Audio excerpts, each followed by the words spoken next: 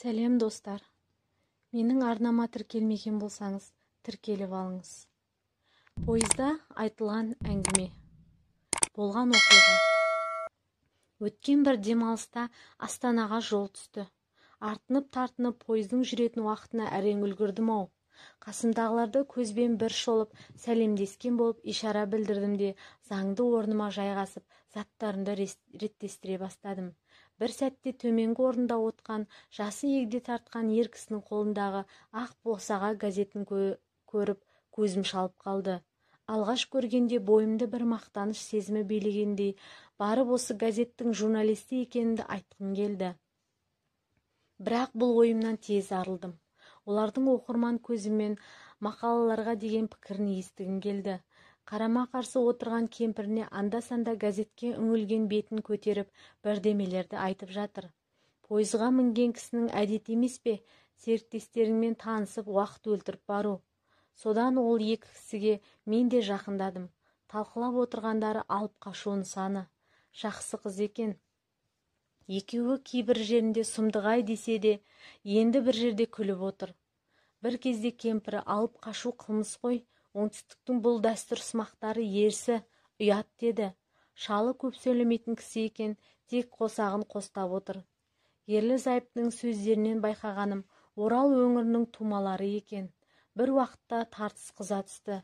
Қасымыздағы даусымызды естіп отырғандардың бәрі әңгімеге араласатын әдет емес пе? Даттайтындар да, қостайтындар да табылып жатыр. Астыңғы орындағы апайым айтады: айналайын-ау, қыз алып қашқаны барып тұрған сорақылық. Қыз деген мал емес қой, жетекке алып кете беретін.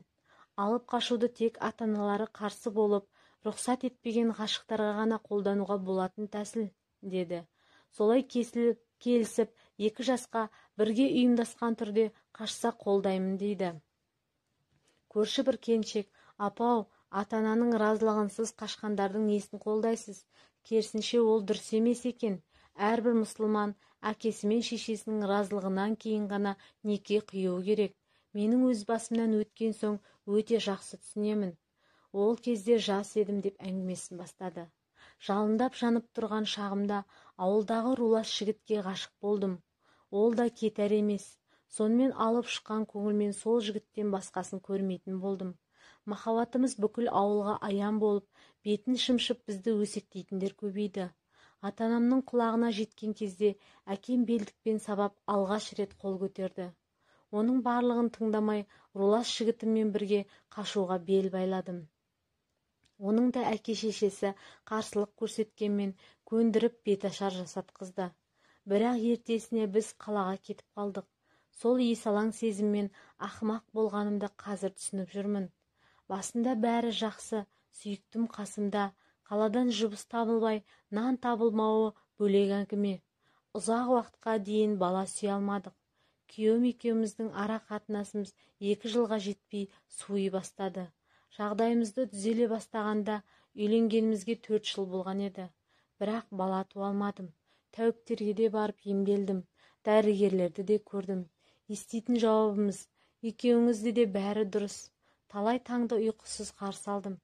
Әйтеуір 8-ші жыл дегенде аяғым ауырлады. Күйеуіміз екеуміз асыға күттік. Бірақ мүгедек бала туылғанда бар өміріме өкінгенімді жасыра алмаймын. Содан кейін сүйіп қосылған жарым ішкілікке салына бастады. Ұрыс-керіс көбейіп кеткесін өзім үйден кетіп қалдым. Қазір пәтер жалдап тұрамын.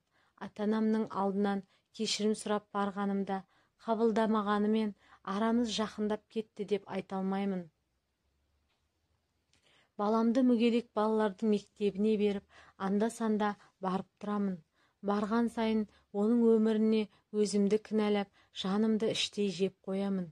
Сондықтан өліп өшкен махаббатта сөніп қалады екен, деп өзегіне өкініш жасы тығылып қалды.